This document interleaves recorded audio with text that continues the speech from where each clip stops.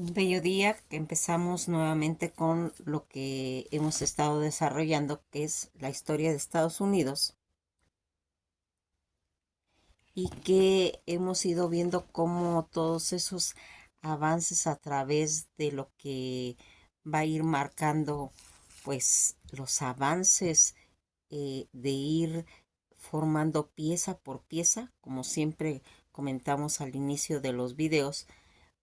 para darnos cuenta cómo se van formando esas piezas que van formando toda una panorámica a través de ir contando la historia de un lugar en lo que hemos estado mencionando. Ya vimos cómo todas las comunidades negras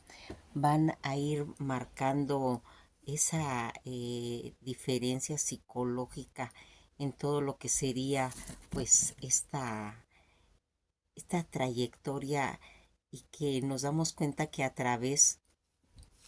de la música negra, que es el jazz, se va rescatando en cierta forma un espacio en la que hemos ido nombrando a través de cómo cada músico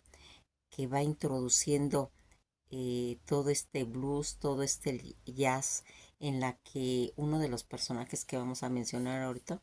¿sí? Es a Louis Armstrong. Él va a conjugar al menor, pues se puede decir que todos esos dramas norteamericanos clásicos que se va a ir haciendo y que va a formar parte de la historia de los artistas que en ese momento, al irse moviendo en el espectáculo y todo eso, van haciendo que se rescate también esa historia de esos genios musicales de nuestra época, y que trascendieron, pues se puede decir, esas fronteras e influyeron decisivamente sobre las músicas populares de este siglo. Armstrong, Louis Armstrong, que a través de su trompeta va a ir marcando pues esa, se puede decir, eh, valía, ese surgimiento en Nueva Orleans, que va a ir agarrando en determinado momento las costumbres que se hacían, eh, se puede decir, ese avance a través de la música que va creando pues todo lo que es el nacimiento del jazz, que nace en Nueva Orleans, pero que también va a tener una repercusión en Chicago. Chicago, que aquí ya vimos cómo es tan importante que nosotros en determinado momento conozcamos cada lugar de Estados Unidos, qué es lo que surgió ahí, cómo se fue mencionando a través de la historia, que se convertiría pues en uno de los lugares que también va a marcar la vida de este hombre, Armstrong. eh, Se convirtió en su hogar en los próximos 7 años, y que resultó la diferencia que en la que él había crecido en Nueva Orleans, y que le va a ir formando pues esa pausa de tener conocimiento de su raza, de su estirpe, pero que también va a poner algo muy importante. Lo que nosotros aquí vemos, cómo eh, esa situación de este personaje que va a marcar cosas muy interesantes, porque como hemos visto, los instrumentos que ellos van a ir pues captando a través de lo que va a ser pues algo muy importante. Fíjense, cuando nosotros hablamos de los personajes a través de la música, de cómo se han ido haciendo pues esos acompañamientos en cuestiones del blues, del jazz, esas situaciones, porque Louis Armstrong era un animador, un comunicador, y que va proyectando el sentir de cada personaje, eh, en cuestión de área musical. Porque aquí fíjense en que algo que siempre vamos a querer mencionar es todo ese abuso que se tuvo, pues en el aspecto de lesionar a una raza. Lo hemos visto cómo les prohibieron, cómo los humillaron, cómo los secuestraron, cómo los llevaron a diferentes continentes, cómo se fueron desarrollando y que a través de la música van a tener, se puede decir que esa oportunidad de, pues, de ir plasmando todo ese sentimentalismo, porque ellos no se pudieron llevar nada, no pudieron traer nada, y van a ir haciendo como una forma de códigos eh, que va a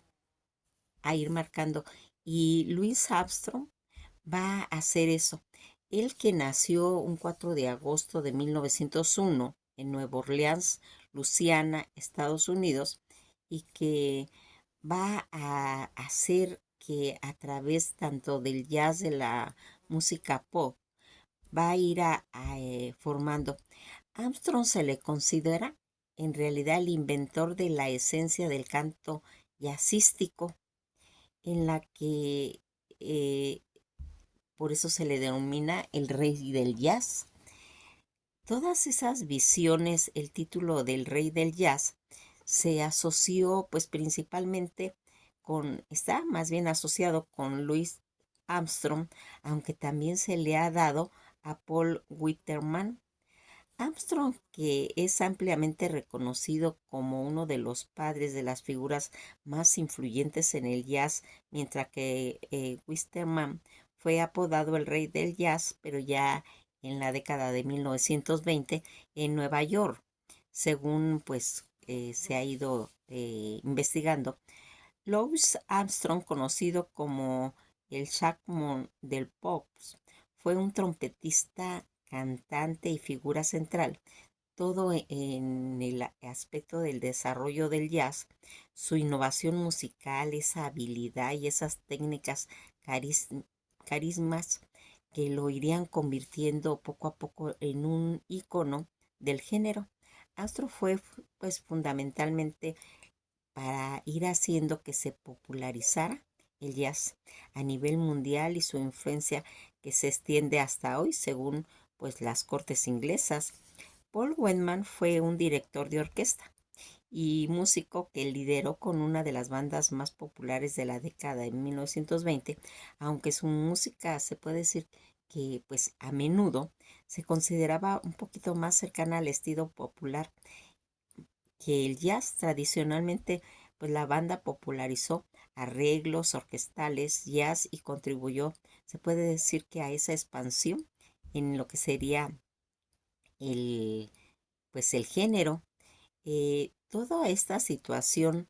que vamos viendo, por qué es Armstrong uno de las situaciones más impactantes que tiene,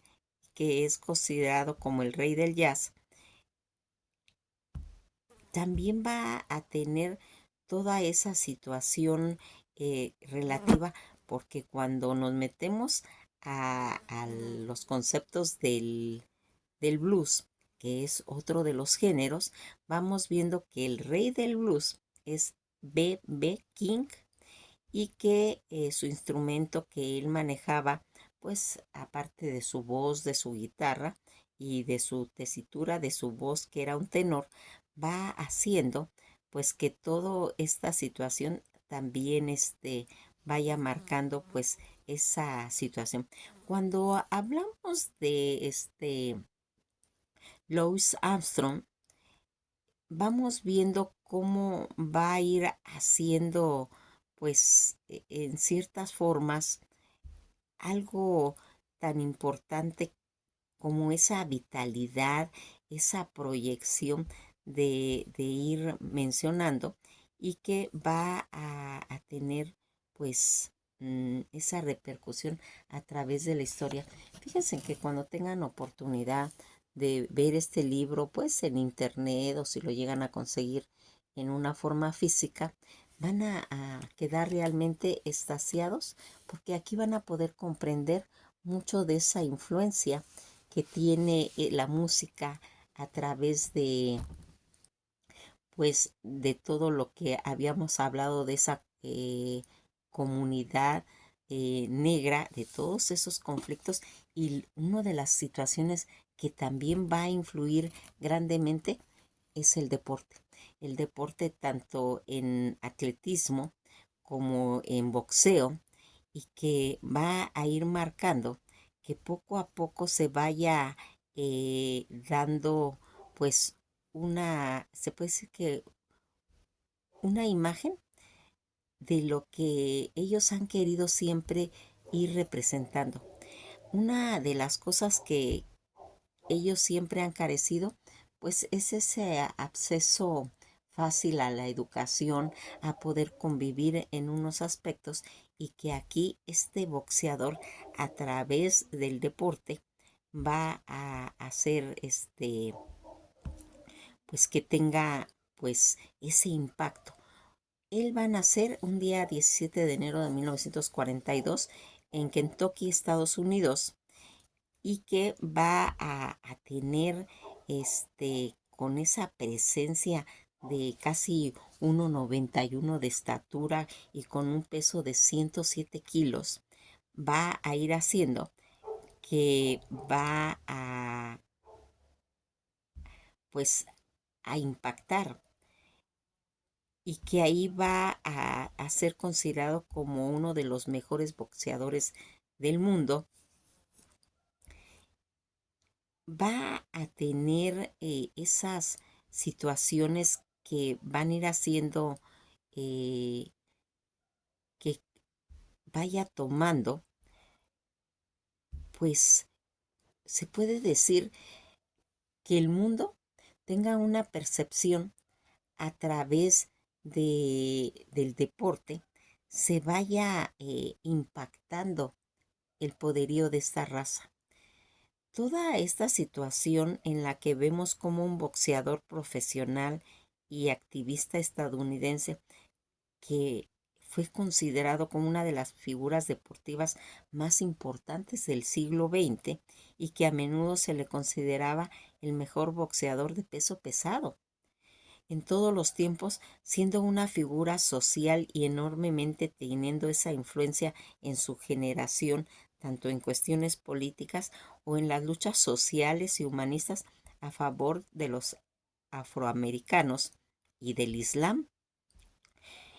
Eh, Todos está relacionado con esta figura que su nombre real era Marcius Clay Jr., apodado pues eh, en cierta forma va a ser y que va a tomar más adelante por tener una influencia en el Islam, va a tomar otro nombre. Eh, Cuando nosotros vamos viendo que este deporte del boxeo va a ir haciendo en cierta forma un estilo ortodoxo y que va a tener pues esa proyección en sus etapas pues amateur como Cassius Clay y que va a lograr medallas de oro en los Juegos Olímpicos de Roma en lo que sería ya los años de 1960 en la categoría de 75 a 81 kilos y como profesional que va a ganar el título de campeón indiscutido de la categoría de los pesos pesados en 1964. A la edad casi de 22 años se convirtió en el único boxeador en conquistar en 3 ocasiones el campeonato lineal, que sería en el 64, en el 74 y en el 78, indiscutido. Toda esta situación de peso pesado en- fue uno de los primeros en conquistar 4 veces el título mundial de peso pesado en la Asociación Mundial de boxeo. Se caracterizó por ese estilo de boxeo, alejando pues las técnicas tradicionales, que aún era un conocedor del deporte de sus contrincantes. Fue dirigido, se puede decir, la mayor parte de su carrera por entrenadores como Angelo Dudet, que sostuvo memorables combates contra los más renombrados pugilistas de sus tiempos como Archie Moon, Henry Cooper, Sonny Liston, Floyd Patterson, Emmett Terry, John Fraser, George Foreman y Ken Norton. 6 de sus peleas han sido, se puede decir, consideradas como las mejores del año por la revista The Ring, que vertía tantas opiniones irreverentes sobre sus oponentes como acertados pronósticos en las contiendas. Fuera del cuadrilátero, Muhammad Ali se erigió como una de las figuras de influencias sociales desde los años de 1960, cuando se opuso a su reclutamiento por partes de las Fuerzas Armadas de su país durante lo que sería pues la guerra de Vietnam. Se declaró pues objeto de conciencia pese al rechazo de los defensores del nacionalismo estadounidense, y va a ir formando parte de la organización religiosa de las Naciones del Islam, aunque se ganó detractores por su conducta independiente en pues todo lo que serían los estereotipos sobre los afroamericanos. Ya a partir de 1960 consiguió el respeto como una de las figuras deportivas de renombre mundial, en especial tras la pelea contra George Foreman en el ocaso de su carrera. Empezó a dar muestra, pues ya más adelante, pues de los desgastes físicos después de su retiro, que padeció enfermedades como lo que fue para él, pues la enfermedad del Parkinson. Toda esta situación a través de su trayectoria del boxeo, también en cuestiones de religión, del racismo que sufrió en toda esta situación, y que predominaba el Islam en el llamado Tercer Mundo. Durante los años de 1960 a los 70, Ali gozaba, pues se puede decir que de gran popularidad mundial, en especial en aquellos países que estaban poblados predominante, pues lo que sería el Islam. Toda esa dicha notoriedad fue pues fundamento de ese vínculo con la nación del Islam, y el acercamiento a la organización que se había iniciado, pues se puede decir que desde 1959, todos aquellos situaciones en la que él ahí contaba con el apoyo de líderes de la nación del Islam, el Ijad Musmad, quien trataba de impedir que McCloud X se asociara pues al inquieto de peleador, en lo que pues él estaba en determinado momento padeciendo, tener que competir con pues se puede decir situaciones, porque algo que se estaba manejando tanto en el cristianismo de las religiones que predominaban en el país, como de la integracionismo, en la que los líderes como Martin Luther King creía dicha situación, pues se ponía en contra de los liberales, tanto blancos como afroamericanos, y que pese a todo eso en tiempos se convertiría él en un orgullo para muchos afroamericanos por la lucha de los derechos civiles, y el mismo Alijad Muhammad terminó por considerar toda crítica al campeón como una persecución religiosa al Islam, que también organizó y empezó a respaldar sus obras pues caritativas, en opiniones de emitir sobre cuestiones políticas, discriminaciones raciales o religiosas. Además, pues todo eso que se va a ir haciendo pues en los viajes que él realizó, y que inició en Ghana y terminó en Egipto, en lo que fue recibido por multitudes, en la que toda esta situación pues se daría. Una de las situaciones que nosotros aquí vamos viendo cómo va a ir marcando a través de que va a ir haciendo pues toda esa situación tanto en cuestiones políticas, en el activismo social y cómo va a ir naciendo pues esa cultura pues política en cuestión de deporte y que trajo tantas cosas en todos esos reconocimientos y registros profesionales de su vida. Algo que es muy importante de boxeador, en el que vamos a ir viendo que por muchos años todo esa situación que va teniendo esa agresión hacia los afroamericanos y que ellos van rescatando poco a poco a través de irle enseñando al mundo que tienen esa grandeza, como vimos en cuestiones de la música, pero que también se va a desarrollar en los ámbitos del deporte. Todo lo que hemos estado tratando de ir viendo y que Estados Unidos va a ir tomando pues esa situación de valía en la que hemos visto cómo se va a empezar a introducir el concepto de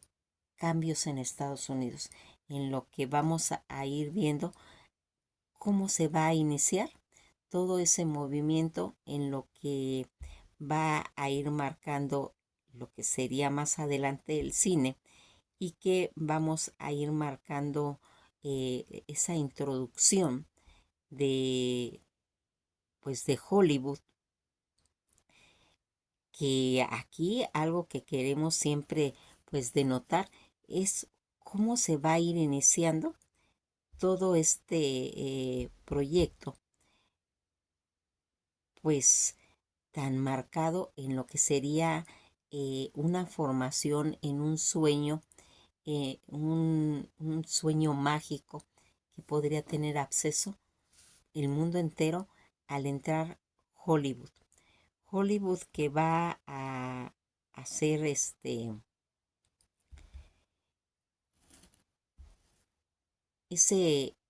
ese aspecto, esa magia, porque realmente Hollywood en el cine va a empezar a marcar eh, todo lo que va a ir marcando esos cambios. Fíjense que algo que siempre hemos querido mencionar, Estados Unidos con esa mentalidad de cambios, de una vida que no se quede parada, sino que vaya teniendo una renovación, va a hacer que en determinado momento vaya a tener pues una historia tan importante como es Hollywood, que se remontó a principios del siglo XX, como estamos viendo ahorita, cuando la industria pues cinematográfica estadounidense va a comenzar todo ese desarrollo en lo que sería pues en cierta porción de Estados Unidos todo lo que hemos visto a través de las patentes en la que cada inventor, cada personaje iba inventado determinado artículo, se hacía una patente ¿para qué? Para tener esa situación de ser reconocido la autoría de cada persona. Pues aquí, al empezar a tener este tipo de situaciones, al llegar a cobrar, pues esas, eh, pues se puede decir, eh, patentes, van a tener que huir gente que no quería pagar esas patentes y van a comprar un terreno en California, que es donde va a empezar toda esta situación, donde inclusive todo ese clima soleado, los diversos, se puede decir que paisajes de la zona atrajeran a cineastas y pronto Hollywood se iría convirtiendo en la capital mundial del cine, especialmente durante lo vimos, pues cuando lo hemos comentado en la edad de oro de Hollywood, que abarcó desde los finales de la década de 1920, que es cuando inicia, hasta la década de 1960. Los principios de 1910 de D.W. Griffith y su equipo de Biografía Company fueron los primeros en filmar en Hollywood, que pues ya desde entonces eran terrenos, se puede decir que eran terrenos baldíos. Otros estudios cinematográficos pronto siguieron, pues se puede decir que atraídos por el clima favorable y la variedad del paisaje. En 1913, muchos estudios se mudaron a Hollywood para evitar, como comentamos, pues la patente de Thomas Edison. Hollywood se convertiría en un municipio en 1903 y se fusionó con Los Ángeles más adelante en 1910, lo que en cierta forma facilitó pues el crecimiento de esta industria. Todo lo que hemos ido platicando en lo que se considera la edad de oro en la década de 1920 va a marcar ese auge como un centro de producción cinematográfica, pues atrayendo talentos tanto de Europa y consolidados su liderazgo pues mundial. Este sistema de estudio que se va a ir desarrollando con grandes estudios pues controlados en producciones, en distribución y en exhibición de películas, cuando va a llegar el cine sonoro, va a ser el acabose que sería en 1927, que vamos a ir platicando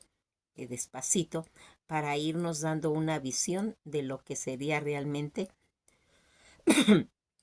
toda esta situación a través de las películas gracias que van a ir definiendo pues esa, se puede decir, esas épocas y que nosotros vamos viendo qué tan importante era, porque tal vez pensamos que al entrar el siglo XX va marcando pues esa historia de Hollywood, pero también hay situaciones en lo que a través de la historia de pues en lo que hemos ido viendo, por ejemplo, en las grutas donde vimos pues el arte de los bisontes, donde vamos a ir marcando cómo se va a ir viendo a través de los bisontes con diferentes patas, pues dando la imagen de que está corriendo, del movimiento y que todo esto pues va a ir haciendo que vaya teniendo ya cierto sentido lo que va a ir haciendo esa magia, la magia del cine y que va a hacer, pues se puede decir algo, se puede mencionar como una secuencia de movimientos, porque aquí fíjense en que algo que sí va a ser de total importancia es cómo vamos a ir viendo esa cultura de masas, esas situaciones en la que era tan importante pues eh, todos los avances que va a traer pues eh, la animación, la civilización en cuestión de imágenes. Fíjense en que aquí algo que va marcando pues todos esos movimientos, toda esa kinesis, esa proyección que va a tener el cine y que va a hacer una fijación, una secuencia de movimientos en cuestión de imágenes y que va a tener también algo que va a ser impactante, esas sombras en el cine, esas eh, visión que se tiene desde ir teniendo la capacidad de retener en lo que sería el ojo humano, eh, esa retina, cómo va a ir haciendo que nosotros nos quedemos maravillados de ver cómo se proyecta a través de artefactos, de inventos que van saliendo y que la gente se va a quedar impactada al ver pues las primeras proyecciones. Los hermanos Lumière van a tener un papel importantísimo en lo que sería el cine, pues a través de que ellos en realidad ni siquiera estaban viéndolo como que fuera un negocio, sino más bien una proyección de arte, porque esos fueron los primeros inicios de lo que sería el cine, que en el siguiente video vamos a desarrollar toda esa trayectoria a través de imágenes, de movimientos, de arte, como los hermanos Lumière realmente lo catalogaron y que más adelante se van a dar cuenta que es toda una industria donde se van a desarrollar personajes, donde se van a desarrollar esos estereotipos y que van a ir formando a través de cómo se va a ir desarrollando las bandas sonoras, cómo se va a ir desarrollando y haciendo los cambios de un cine mudo a las bandas sonoras, y que realmente aquí los artistas, los actores de esa época, que estén bien, se puede decir, mm, formados, capacitados, son los que van a sobrevivir cuando llegue el sonido, cuando lleguen las bandas sonoras, cuando se incorpore